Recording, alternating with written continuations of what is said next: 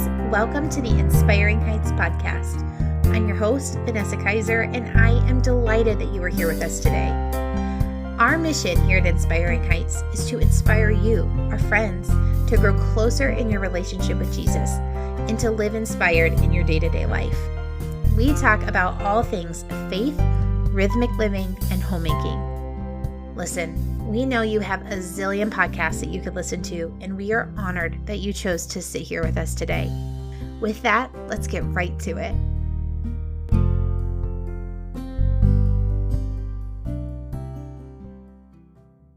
Man, the calendar already says it is March, and I feel like whenever the calendar tells us that it's March, we get that spring itch. And in the Midwest, we've got like another month or so of winter before spring will really start to show its face. But man, I feel like as soon as we hit March, we're all just kind of like, we're getting a little cabin fever. We are ready for sunshine and new growth. And one of the things that I think about with spring is a reset. And it generally is, right? We talk about spring cleaning. We reset our homes. Our schedules tend to get reset in the spring because there's things that we're doing in the spring that we don't do in the winter. And then we head into summer and we kind of have another reset. And so today we're going to talk about resets. This year, hubby and I decided to observe Lent. Now, Ben and I are not Catholic or Lutheran or Methodist, so this is not a tradition that we have rhythmically partook in our lives. But this year, God laid something really heavy on our hearts, and we decided that Lent was an opportunity for us to be obedient to that thing. Before we get too deep in the conversation, I want to give a little history on the tradition of Lent for those of you who might be unfamiliar. Lent is an old man-made tradition that dates back to around the Council of Nicaea in 325 AD. And Lent has taken on many shapes throughout the years, starting specifically with a focus on new followers of Christ, preparing them for baptism, which would happen on Easter. But then it started to become a church-wide observance of the tradition as a whole. Fasting is really at the heart of how Lent is observed, with this overarching purpose of preparing our hearts for Resurrection Sunday. At the beginning of 2023, Ben and I sat down and we dreamed about our year. And one of the things that we've done since we've been married is we make a point to talk about what we want to study together in God's Word throughout the year. This year, we are working on a big project that's keeping us really focused on one specific area of the Bible for several months throughout the year. So when we were planning, we decided that Lent would be just this good natural break to pick up another book of the Bible to study for this time period. And then after Easter, we would come back to our project. So when we made that plan, that was really all that had been marked for Lent was a change in Bible study. But then about mid-January or so, I really started to feel this conviction, this pull that we needed to really, really consider giving up TV for Lent.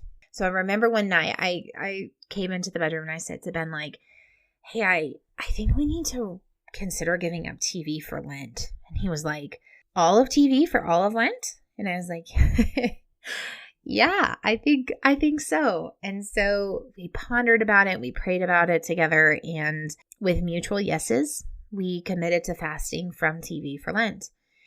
And there is so many things that I could tell you about our why, but I'm going to stick to our top three. First, Lent is supposed to be a time of fasting, where our focus and our hope and our strength to go on is drawn from God. The entire meaningful purpose behind Lent is not simply the man-made tradition of it. It is this precious time set aside to draw near to the Lord, to ponder more deeply the life and death and resurrection of Jesus. For us, TV was acting as a big distraction.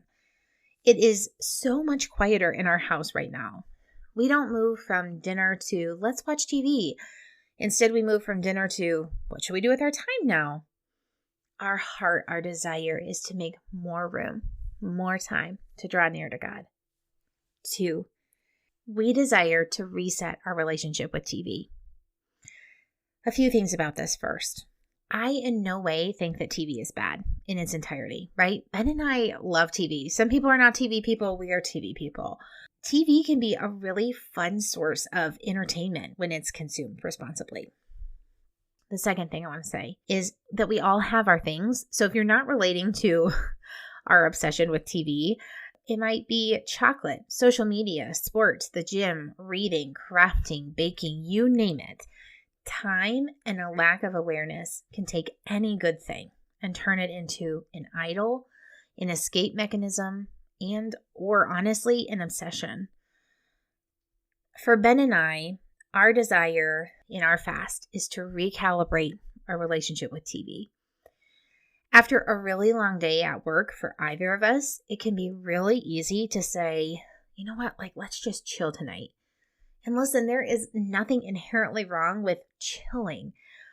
But the problem lies when the drive towards whatever that thing is for us, right? In our case, it's TV, moves from being a means of entertainment to being a means at which we use to escape. And I feel like sometimes we're inclined to think that when we're trying to escape from something, life is bad, which I think then can make us go, well, I'm not. Life is good. I'm not escaping. I would say that that's not true. For Ben and I would tell you honestly that life is good. Life is good. Here's the truth of the matter. This specific season for us is full. And both Ben and I are introverts. So full season plus introverts equals tired. And for us, tiredness plus unawareness was equaling escaping. So tired, I don't want it to be an excuse. It could be, but I don't want it to be. But that's the whole point of this, right? Is I want to be able to rest at the end of the day. I want to be able to get to a place where I feel really good about how we reset our days at the end. And that doesn't always need to look like television. So we are hopeful that fasting from TV for an extended period of time, those 45 days, will help us to notice what those things are that lead us up to crossing the line from using TV as a form of entertainment to a form of escape.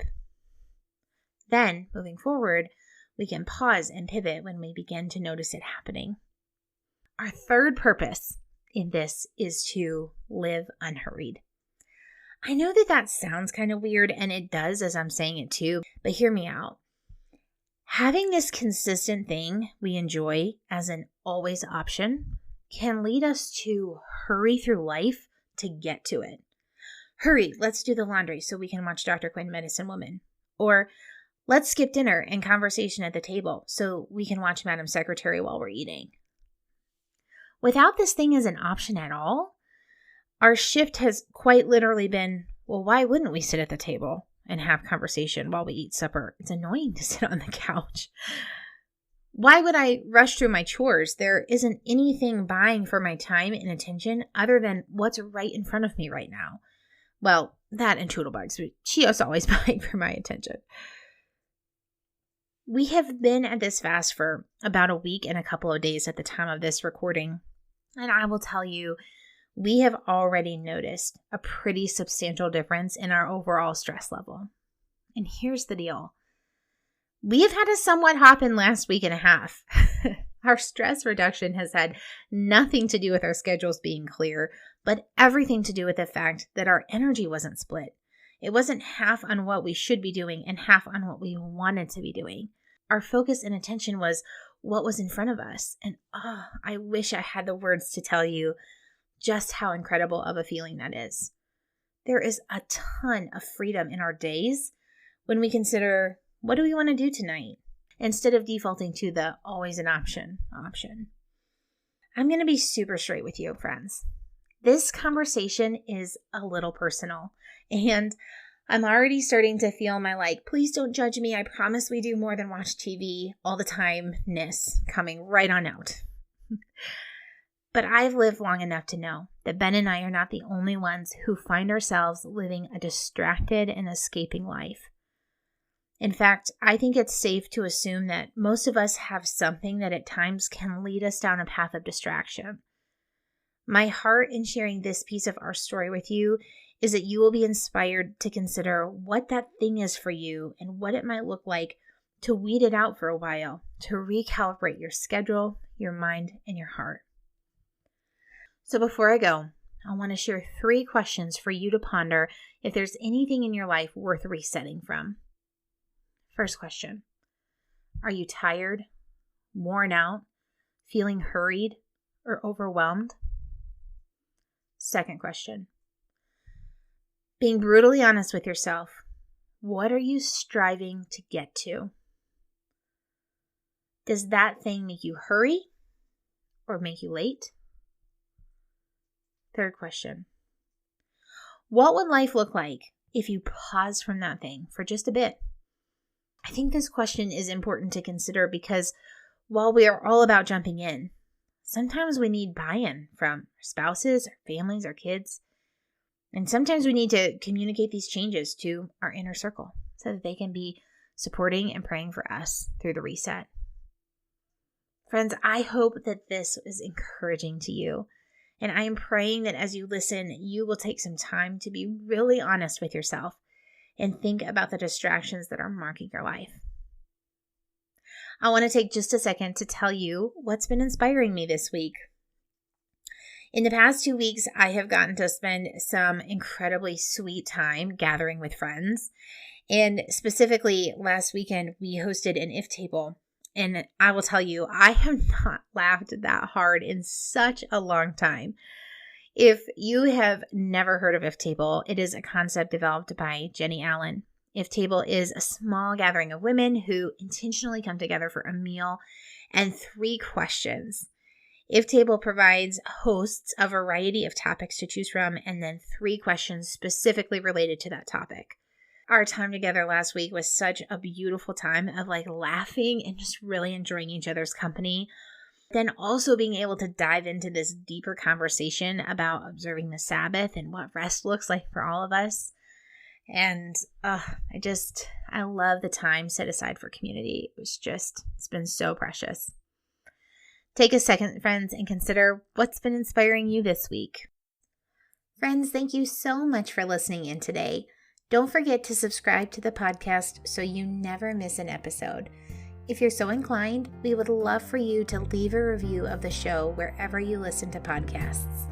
This helps potential new listeners to get a feel for the show before they even hit play. You can find us on Facebook and Instagram at Inspiring Heights. If you haven't already, you can sign up for our newsletter, Inspiration from the Moment, by visiting our website, inspiringheights.org, and hovering over the Contact Us link. If you have friends that aren't yet subscribers, please share the podcast with them if you think it's something that would be helpful and inspiring to them. Okay, friends, until next time, take a deep breath and be inspired where your feet are. Bye for now.